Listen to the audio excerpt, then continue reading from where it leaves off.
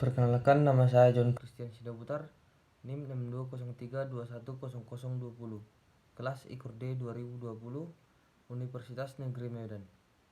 Dalam kesempatan kali ini, saya akan menjelaskan tentang doping darah, yaitu pengertian, jenis-jenis, dan efek. Pertama, yaitu doping darah. Doping darah adalah suatu metode terlarang untuk meningkatkan performa atlet dengan cara meningkatkan kemampuan tubuh untuk membawa oksigen lebih banyak ke otot. Pada banyak kasus doping darah meningkatkan jumlah hemoglobin dalam sirkulasi darah. Hemoglobin adalah protein pembawa oksigen dalam darah. Dengan meningkatnya hemoglobin, maka jumlah oksigen sebagai bahan bakar otot atlet juga meningkat. Hal ini akan menyebabkan performa dan stamina, terutama dalam perlombaan jarak jauh seperti bersepeda atau berlari. Yang kedua yaitu jenis-jenis doping darah. Yang pertama yaitu transfusi darah. Transfusi darah sebenarnya adalah praktek medis untuk menggantikan darah yang hilang karena kecelakaan atau operasi, ataupun memberikan sel darah yang rendah karena anemia atau gagal ginjal.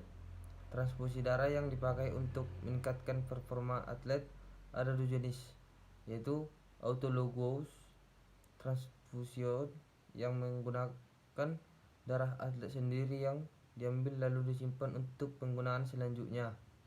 Jenis transfusi darah yang kedua adalah homologous transfusion.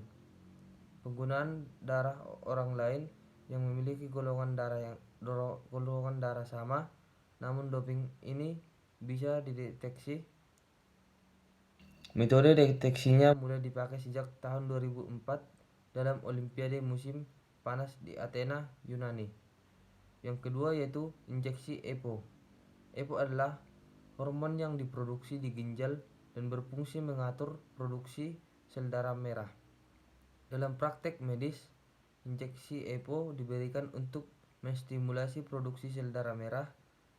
Pada atlet, EPO dipakai untuk merangsang tubuh memproduksi sel darah merah lebih tinggi dari kadar normal sehingga stamina meningkat. Tes darah dan urin bisa mendeteksi EPO sintesis. Terapi EPO berada dalam tubuh dalam waktu singkat meski tampaknya jangka panjang.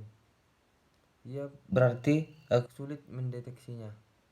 Yang ketiga yaitu pembawa oksigen sintesis. Menggunakan zat kimia yang punya kemampuan membawa oksigen dalam dunia medis, praktik ini boleh dilakukan jika tersedia darah manusia. Ada risiko infeksi darah serta cukup waktu untuk mencari donor darah yang sesuai. Para atlet menggunakan pembawa oksigen sintetis untuk mencapai performa maksimal dengan meningkatkan oksigen dalam darah. Tes untuk mengetahui praktek doping ini juga sudah tersedia sejak tahun 2004.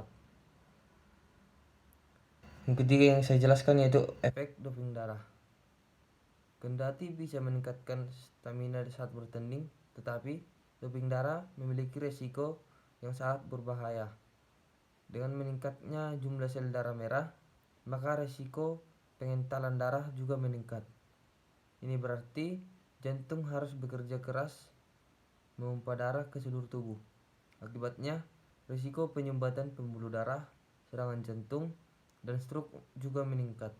Dalam kurun waktu 25 tahun, ada sekitar 20 pembalap sepeda meninggal karena doping darah. Doping darah lewat transfusi juga meningkatkan risiko tambahan seperti infeksi HIV, hepatitis B dan C. Selain itu juga bisa menyebabkan reaksi alergi, demam, atau ruam.